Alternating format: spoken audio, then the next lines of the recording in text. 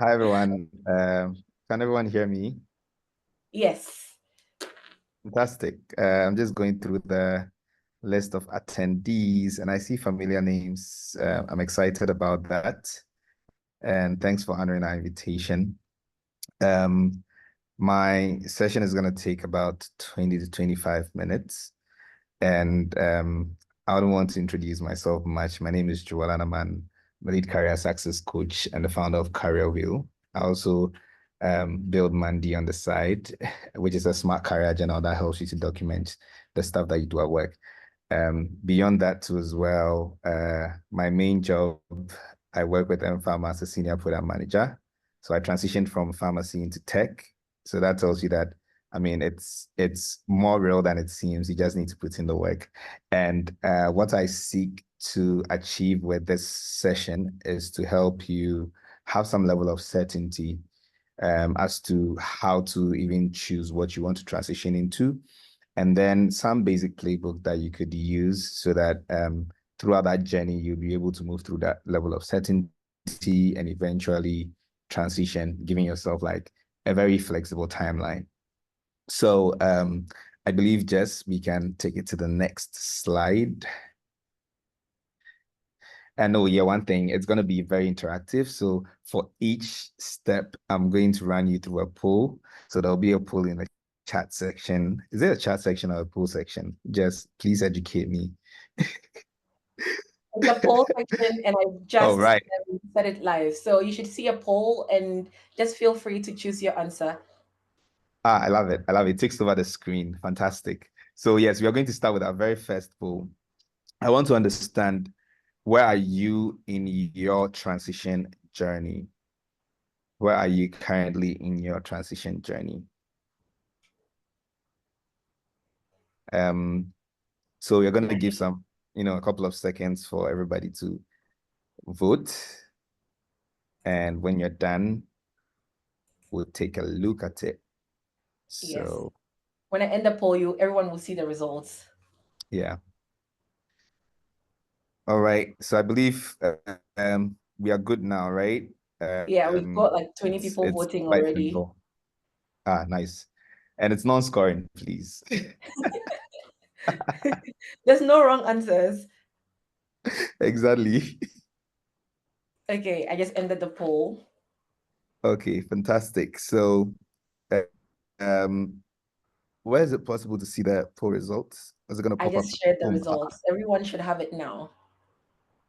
Fantastic. So this is great. 35% of us are saying that we are confused about what career to transition into, which is, it's quite relieving. 60% of us have chosen a path, but you're not really sure about how to bridge your skills gap. Which is also great because the five-step guide actually addresses each of these concerns. Then the last one is that I've built the needed skills, but I don't know how to sell myself for a role. To a role, which is also, we have an introductory part to that, and like there's a sweet package at the end about that particular step as well. So I'll just jump right in. And it may be that you have chosen a path, right? And you started building skills in that direction. But when you participate in this session, you might want to reconsider other paths as well. Because as a career coach, what I've mostly encountered is that a lot of people are not able to get the right information to make these decisions. So then this very first step, which is about discovering potential paths, it's really good because it gets to provide you with recommendations, right, based on your own personal inventory. So how do you accelerate your discovery? Mostly what I've seen is that a lot of people engage in a lot of trial and errors. I've been a victim myself. I did sales for 4 years. I wanted to branch into IT, but I wasn't sure. And you are constantly in that phase where you're like, well, what if I jump into this and it's not what I want, right? So then you become a bit hesitant and you're not sure about the step to take. Now, this accelerates your discovery step, basically helps you to move with a bit of certainty. And what does it look like? in order to make a decision about the career you'd want to jump into, there are so many inputs, right, that you can factor in. These are centered around your personality, your interest, your skills, and all of that. But particularly for this, we designed something, and I think Jess would share that with you at the end of the session. But there are levels to it. And the first level to it is that we want you to develop that level of self-awareness, right? So that's what the Holland Code Quiz is about. Basically, it's a very researched model, like it's been in existence since 1950. And there are 6 sections to it. So maybe when you Google, it will pop up either the Holland test or it will pop up the RIASEC inventory. So RIASEC. So we have, it's more like personality type, but for each individual, you'd have a mix of 2 to 3 of these types. So there are people who are realistic, there are people who are investigative, there are people who are artistic. I mean, I can't draw to save my life, so I'm never artistic. Then there are people who are social, there are people who are enterprising, and then there are people who are conventional, right? There are people who don't want to work in spaces where the environment is constantly changing. So you can discover this code of yours depending on a set of questions that you answer. So at the end of this session, it takes about 15 to 20 minutes to go through that exercise, but we are going to be sharing that with you, and then you get to discover your Holland code or your RIASEC code. Now, with that code, it will serve as an input to a couple of things, and we'll give you some form of like AI prompt to discover your path. So that's like the very first part of your personal inventory, right? And I would say that mostly people would tell you, hey, upload your resume into ChatGPT and then get career recommendations. The only bias with that is that the input at that point becomes just your skills, because the most important thing that you can reference from your resume is basically the skills, which will be tapped from your experience. So imagine if you are making a decision on a career path just based on your skills and not based on some other things like your personality and all of that, and even your interest. So then I come to the second part, which is like being able to reflect on your interest.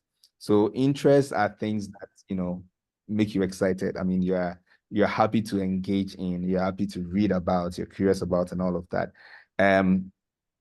Being interested in tech is one thing, but there could be so many facets, right? For example, I like to talk to people. Like that's my interest. I like to talk to people.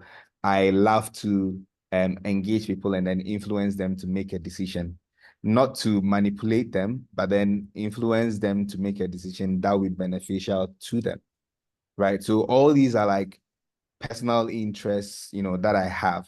So the second step of the process beyond the personality part is to also document your interest. And it takes a couple of, reflection to come up with that. You actually have to give yourself like 30 minutes, an hour, a week, wherever you want to, whatever timeline you want to give yourself.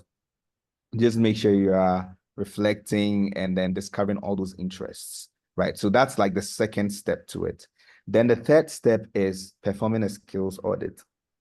Now, to perform a skills audit, it basically means taking an inventory of the skills that you have, right? So what skills do I have today? What skills have I built over the period?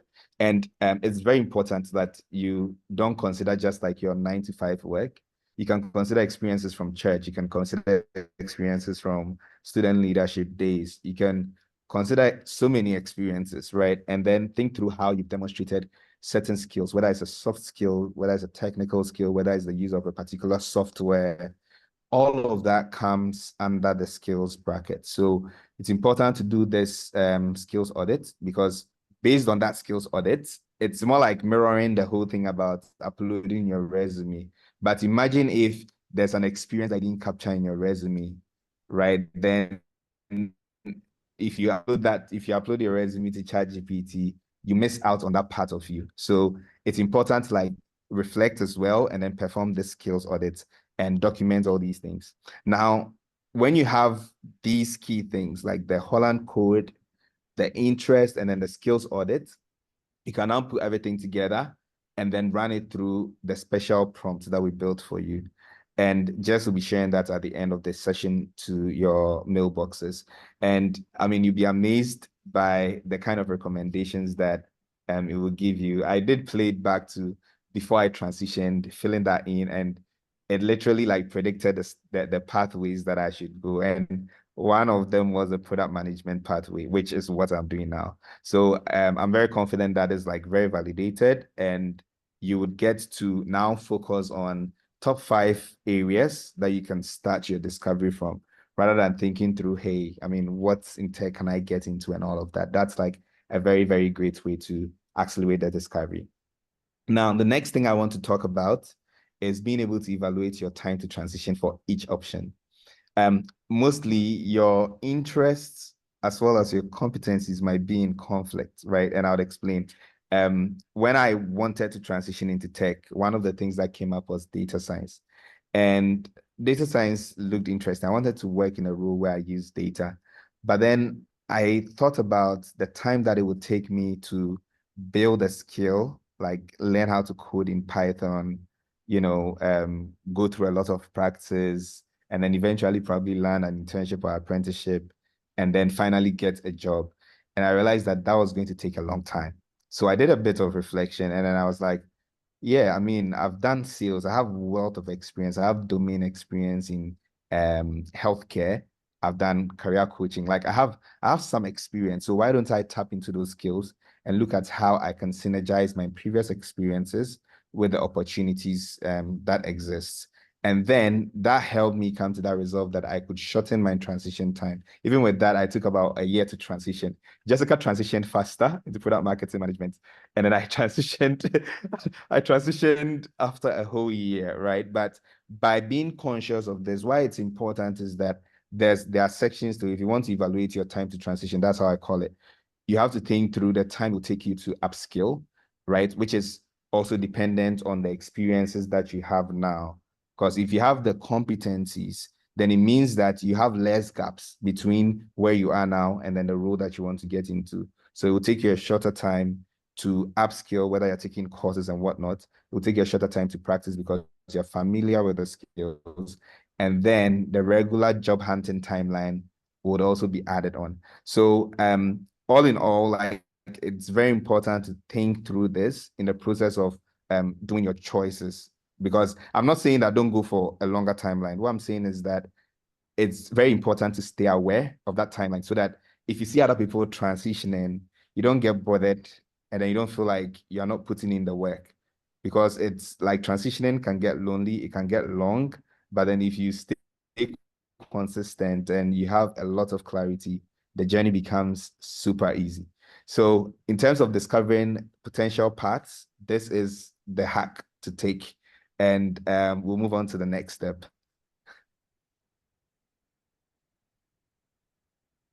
So lag on my end. So next poll. Yeah. So we have our next poll up, which is so you want to get clarity about a particular career path. You're done with your discovery, you got 5 jobs, you now want to dig deeper, right? To understand what the role really is.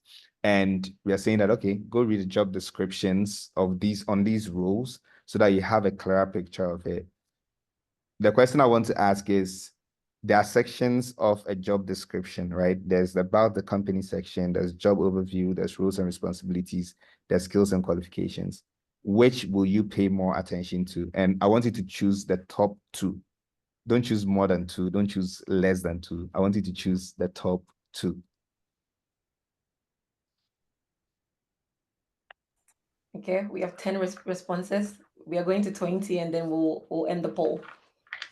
Yeah, please vote fast, fast, fast, fast. Wow, people are voting very fast now.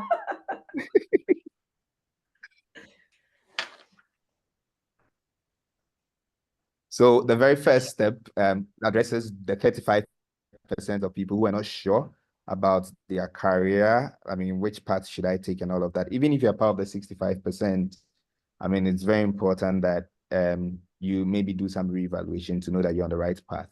Okay, great. So 27% saying about the company, 32% job overview, 77% the roles and responsibilities, and then 55% skills and qualifications. And I'm excited that the parts that you have to be paying a lot of attention to, which is the C and the D, is what is reigning, which is the roles and responsibilities and the skills and qualifications.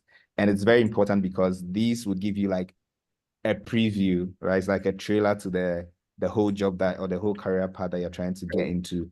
And by reviewing the roles and responsibilities and then the skills and qualifications, you would also be able to assess, your job gaps, your skill gaps, right? And that can influence your upskilling strategy or your upskilling direction. So yes, you start by reading job description. And I had a conversation earlier, it was last week with Andrea, and she's a very good scenario where she says it's like you're building a house, right? And then the foundation is being able to read the job description. Now, after reading the job description, you go out there to talk to real people who are in those roles. And the thing is, we are in a very should I say chaotic world, right? There's a lot of things happening. And so for people to prioritize you and sort of dedicate their time to you, you would have to show them that you've done a bit of homework. And one of the very, very easiest, lowest hanging fruit, I'm not even saying low hanging fruit, the lowest hanging fruits techniques to use is just reading the job description to really understand what the role entails. So that at the point of getting in touch with people, with industry professionals, it's very easy to engage them, right? So we call something informational interviews. And what it basically means is that you're having interviews with industry professionals and you're getting information from them. It's nothing fancy. It's just like a term that's used in the industry. So informational interviews, you have to conduct a lot of them. And it's a way to validate the information that you've read about the role online, the information that you've read through job descriptions. It's a perfect time to ask professionals that, hey, I'm trying to transition into product management. I read that, you should know how to use Jira. I've downloaded Jira. I've used that for project management, blah, blah, blah. I want you to tell me if there are any resources, any peculiar resources that you think I should pay attention to that can help me upskill in Jira faster. When someone who is in a role gets such a request, they take you more seriously because they feel like, okay, this person has dedicated extra time to wanting to transition. And it sort of forces their hand to want to help you because people want to be part of other people's successes.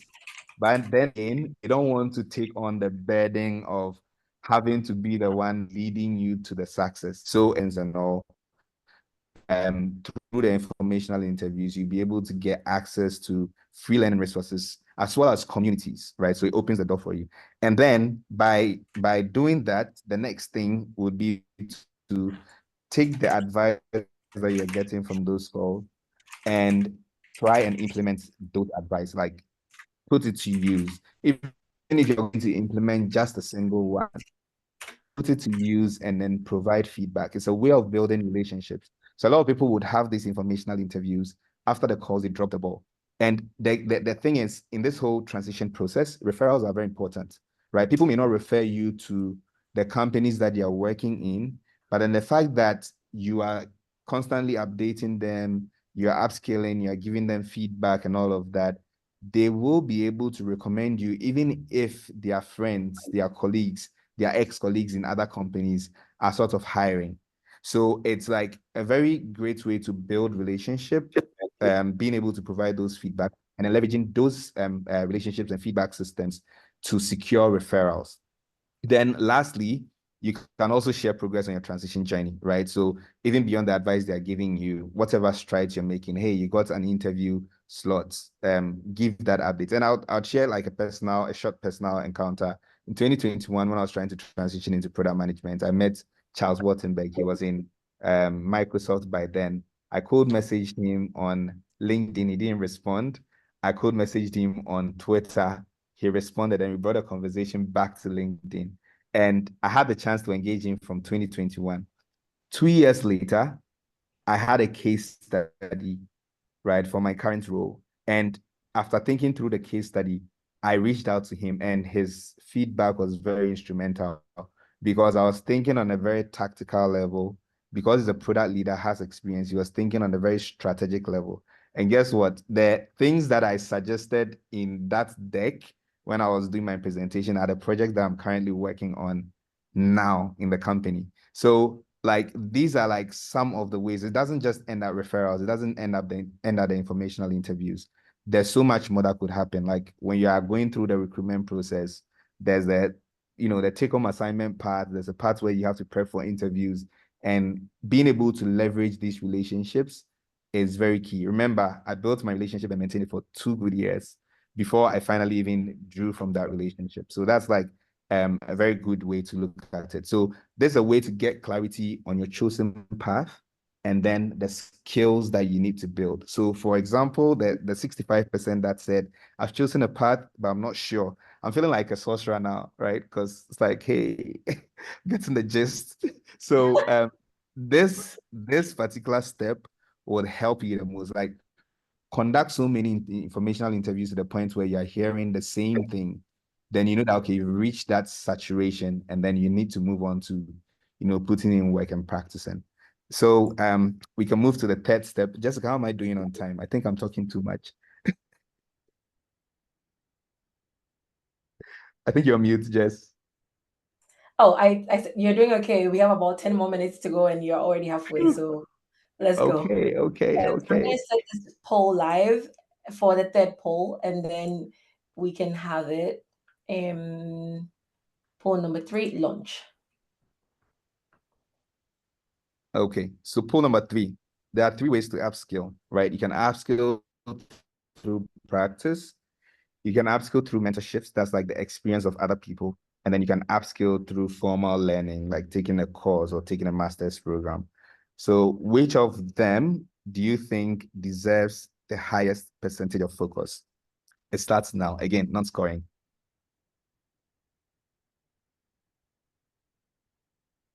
Right, right, right, right, right. Yeah. Now the responses are coming even quicker. By the time I blink, it's already at 20. So Wow, I'm gonna wait till 25 and then I'll end the poll there. super.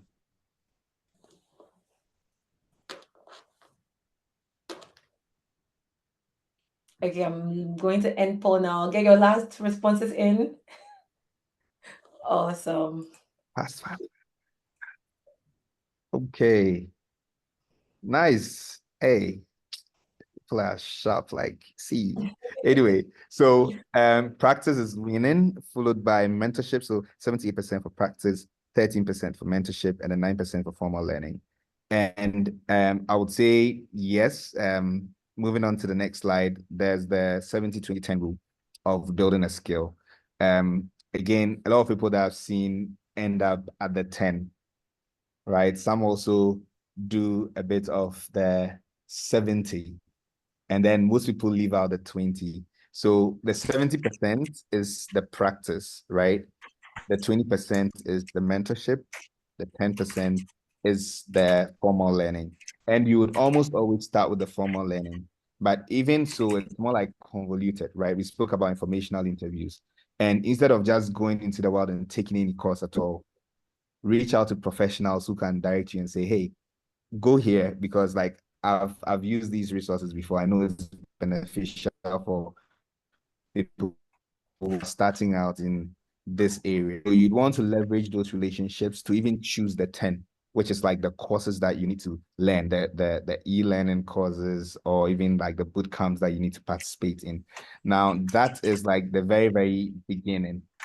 Then the other bit is like the mentorship. So why mentorships are important is that there are always people who are ahead. There are always people who have committed mistakes, and you wouldn't want to commit those same mistakes. Like it's better to commit new mistakes so that you can also pass it on to others as new knowledge. So I always find with people that if you're not doing informational interviews, if you're not talking to people, if you're not um, finding information from people who are ahead of you, then you might be missing a particular part of the learning process.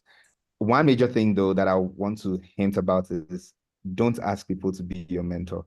And I have like, I have, I have a video on that. I'm not going to talk a lot about it, but just don't ask people to be your mentor. Just keep it going. Like if you want an informational interview, ask for it, provide feedback, let it form, right? The moment you ask them to be your mentor, it now becomes, okay, I'm responsible for you. It puts this responsibility on them. And then the relationship might get strained. So you find more of that on my Instagram, my LinkedIn. You're going to find like details on, but the key thing is that you please mentor me. I want you to mentor. Just go ahead and ask the stuff that you want, right? And then make sure that you're asking their interest, and then you're able to like get them to help you. So one other thing that you can look at in terms of the whole learning process, the 70-20-10 learning process framework, is also to find opportunities to put the knowledge to practice. So I mentioned that the 70% is where you do the actual work. And that's where the learning happens, because you realize that all the stuff that you've learned from the courses, the moment you start applying them, you start making the mistakes, you start getting the insights. And that's where the real learning comes from, right? So what does that mean? It means like finding other people. Let's say you are doing product marketing, you know other people who are doing software development and maybe product management or data analysis. You can be the product marketer on their project, right? So that you can have like real practical example of what product marketing is. And as I mentioned, it's convoluted. So whilst you are putting these things to practice, when you are hitting a block, you are going back to the people that you've built relationships with, and you're asking them, hey, like I had this block, I was trying to work around things this way. Are you able to like assist with how I should go about this? So by going through that whole feedback loop, practicing, failing, learning, it helps to toughen your skill muscle. And then you're able to like accelerate the whole transition process. So 70-20-10 is like really, it's not like it's segmented, right? Like it's not fragmented. It's always like working hand in hand. And in terms of building the practical skills, as I mentioned, volunteering in communities, you can easily find communities. I think Jessica is very good at finding communities where the communities are hiding. She'll pull it out for you. And being able to work on open source projects. And there are a lot of open source communities online, especially on Twitter. You can just search for open source communities. You're going to see a lot of them. And then you can see how you can contribute to them by looking at the people who are leading these communities. That's a very great way to start. And open source communities are always like looking for people to like support their projects, right? Because it's like open source. So that becomes like a very great opportunity to build a real life skill. And then also there's also the bit about being able to pitch yourself to companies. So you find that small businesses, they're under-resourced. They may not have the funding.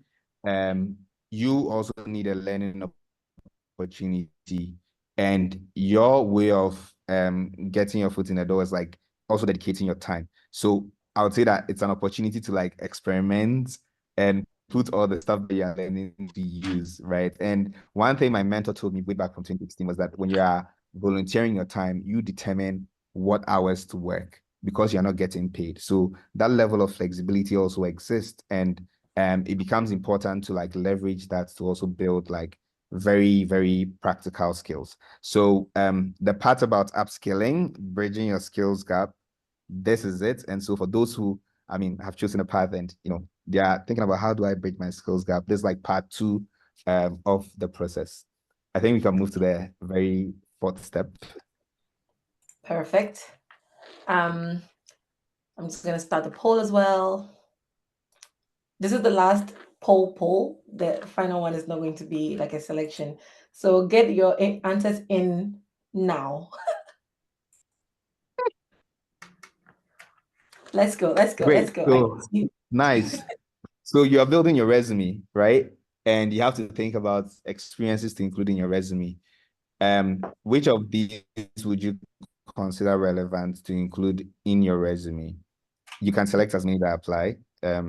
You're not limited to any number. So which of these would you consider as relevant, right, to include in your resume?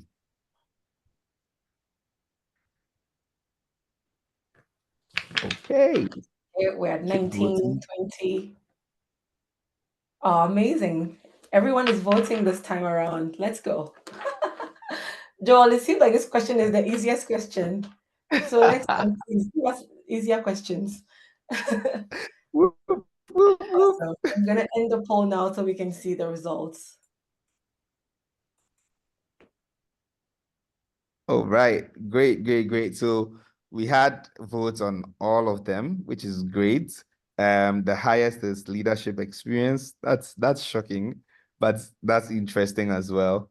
We also have like paid work, unpaid work, freelance work. That is fantastic. So here's the thing. After you're done with the whole skill building, not really after, right? Because it's running in parallel. So you're documenting stuff. You're also like building the skill. You're learning, you're documenting stuff. So at the point where you've gotten to, I've built enough skill, I think I can even run a project. I've run a couple of projects. I've put my skill to use. Then you have to start looking at, okay, how do I reimagine my previous experience to help me sell my competencies and my skills for the opportunity or the career path that I'm trying to transition into.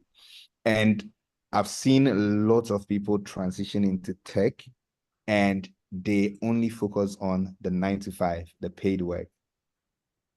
But from today, I would like you to see skill building as any activity that you've participated in where you had to use your competencies.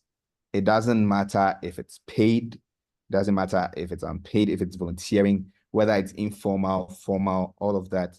Like, it's very important to bring all of this together. And I've lived this, right? When I was transitioning into product management, I had to rethink all the stuff that I'd done, starting with Career Wheel. We started with a link tree, and when you click on the link tree, it routes you to a Google Doc, and it tells you what the package is about, whether it's a resume service, whatnot, and it tells you to buy the package through mobile money.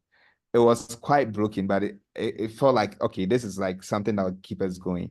Now, 2 years, 3 years later, I go into product and I discover that, oh, the name of this thing is called prototyping, right? Having a prototype or having an MVP. And all these things are like packed in the job description, but till you read a job description and break it down, you never really get it. So now I had to reimagine all the stuff that I'd done because we moved from having a link tree. That was like a very good place for us to start from, to having a full-blown website that now allows you to pay with card, pay with mobile money integrations without us having to interfere, and then an automated onboarding process. So all of these things came up as I was doing this as like an entrepreneur. I was doing my master's program, winging this on the side, but it was actually some elements of product management that I never knew about. So now I had to go back, think through these experiences, and now rewrite them into resume bullets. And so imagine that I took out the entrepreneurship and I was like, okay, I'm just going to focus on my 9 to 5. First of all, I'll tell myself, oh, I have a huge skills gap, right, during my master's program, or a huge experience gap during my master's program. But that wasn't the case. Like, I was working crazy hours on my business when I was doing my master's, right? So that tells you that you don't need to leave out any experiences. So if you've been part of a group on campus, whether you're part of, for the students who are on, you're part of ISEC, you're part of ECHO, all those Rotaracts and all of that, or you are even volunteering, like Jess can have NoCode Techies on a resume. And then if she wanted to represent something around event management, this event passes to be like an event experience, because you have no idea the kind of trouble she went through, like in the background, right? Trying to put all these logistics together with Dockers. So like all of these are important. You don't need to leave anything out. And then also the volunteering experience that you get yourself into, like in the process of upskilling, it's also important to include that in your resume building exercise. So I'm not going to talk a lot about it, but it's just about the concept of being able to sell yourself and all of that. Like, we have able people who would be able to like take you into the depths of resume writing and LinkedIn building.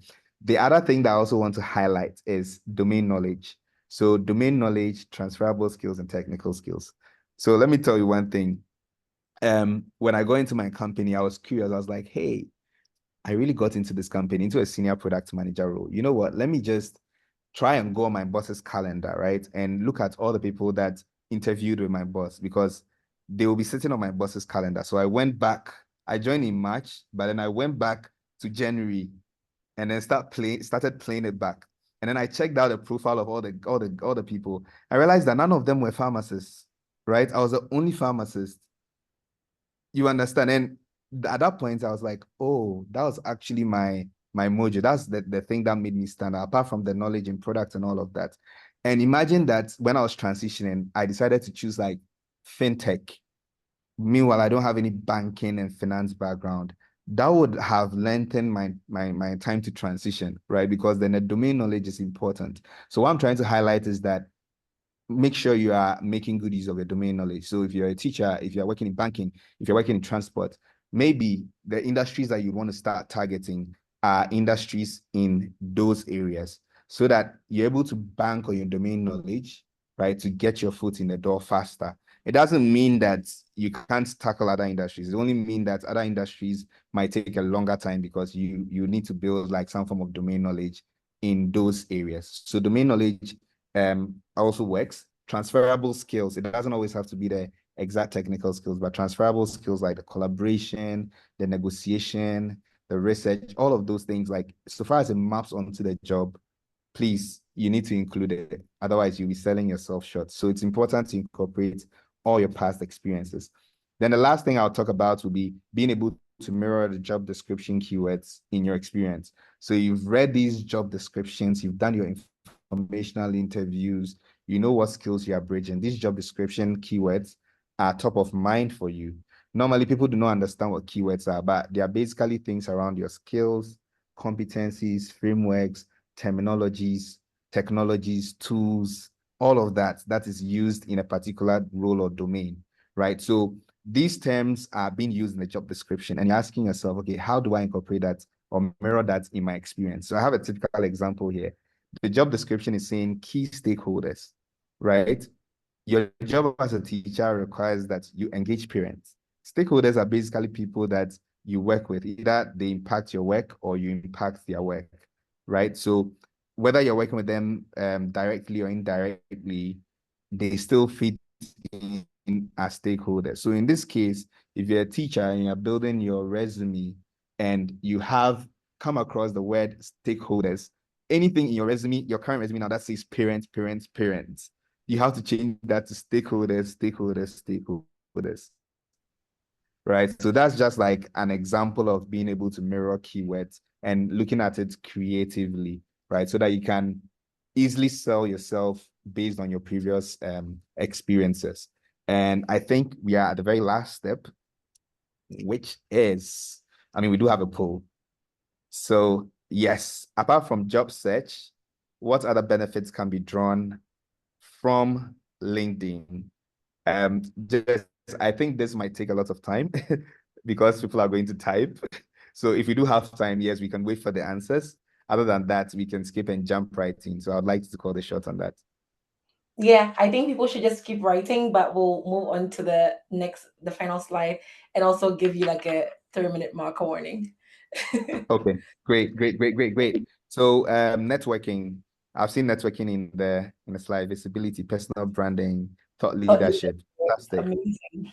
Great, great, great. So all of that is important, right? A lot of people would think that LinkedIn is just for job application. I've come across a lot of people saying that, but also the relationship building. The first place that you should find people is LinkedIn. Like literally where they work, their roles are on LinkedIn. You just have to put that in the chat section. Sorry, not in the chat section, in the search box, and then you can easily find them on LinkedIn, right? So I would say that that's important. Another bit about it is building a brand. You don't need to be a thought leader to post on LinkedIn. You can share your journey. I had a hashtag from pharmacy to product. You can check that. It was talking about like the stuff that I'm learning. I just kept dumping it in. So anything that I learn, I just sort of post it on LinkedIn just for that visibility. And I remember one time my mom actually posted hashtag from pharmacy to product on Facebook as a way to support me. And that felt like really good. But it's a way to share your story. And again, you don't necessarily have to share your learning journey, but if you're able to share that, it gives visibility. People have you as top of mind. And when opportunities come, that's how it works. It's like mass marketing. The moment opportunities come, they're like, oh, okay, this person is like an entry level person. I've seen them post something before. Let me just recommend them for this particular opportunity. So that works, and it also helps to soften the ground to connect with industry professionals, because if you are active, what people check is that apart from your profile picture and then your job title, they go to your profile to see the activity. And then if they believe that you're ready to join their network, they accept your connection. So that's also a way to like upskill your networking, and then the whole informational interview referral bit. So being able to attract opportunities to you, I call it mass marketing. LinkedIn is one of the strategies to use. And I believe that, again, there's going to be a deep dive session on that Jess will be announcing at the end of the call. So basically, this is my 5-step process. First one is being able to get potential pathways. The second one is, what's the second one, Jess? Reading the job descriptions and getting clarity, the informational interviews and all of that. The third one is being able to build the skills gap. The fourth one is being able to now reimagine your previous experiences. And then the fifth one is being able to attract more opportunities through mass marketing. So, ladies and gentlemen, thank you very much for listening to me rant for the past 30 minutes.